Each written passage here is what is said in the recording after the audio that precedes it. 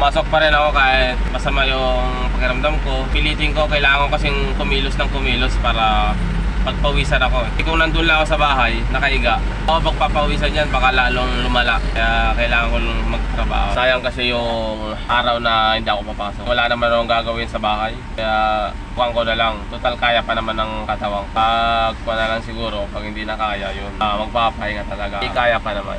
Mild lang naman to, hindi naman yung totally na bagsak na bagsak. Pero totoosin talaga, wala pa talaga akong pahinga.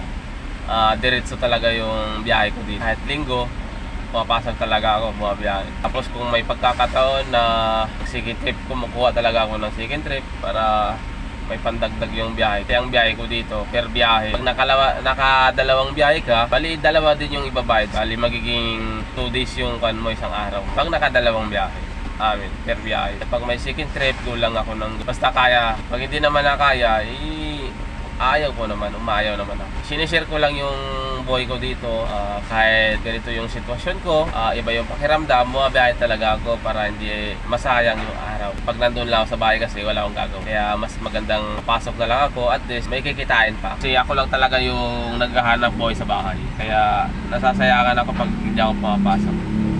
Pag hindi ako nakakabiyahe, nasasayangan. So ayan guys, hanggang dito na lang uli. So maraming salamat dahil na-open mo aking video.